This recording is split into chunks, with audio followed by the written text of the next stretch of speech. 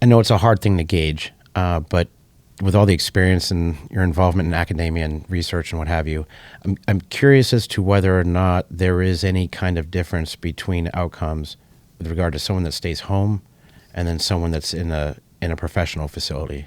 Yeah, that's a great question. So one of the most important things for just about everybody, but especially someone who is developing dementia or is in the middle of dementia, is to have lots of social interaction.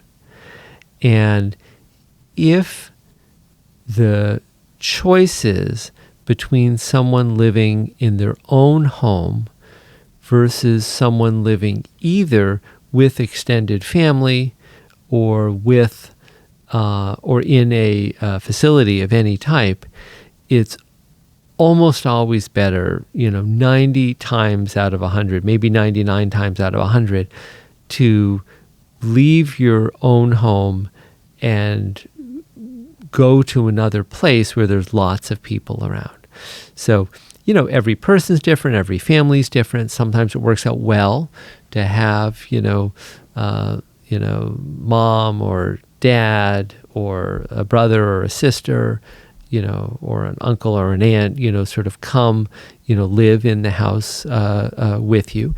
And then, you and your friends and families, can, hopefully provide that very important social interactions around the dinner table, involved in activities. And even if they're not, for example, playing Scrabble or something like that, they can still be in the same room. They can be included in the conversation, and things like that. They can be asked for advice, even if you're not really going to take it, that is really important.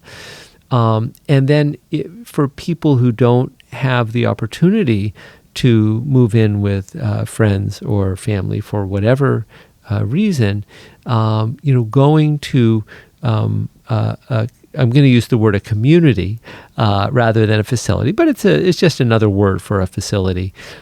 Going to a community where there can be other people around that they can interact with is just really important. And there are lots of studies to show that people do much better being with others.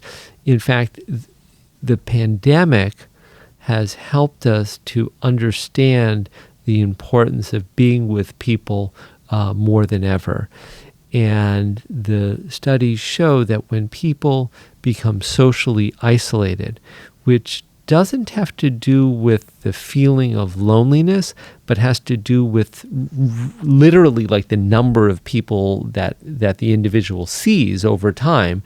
When people become socially isolated, they develop dementia and memory loss much more commonly and more rapidly than do people that have lots of social interactions.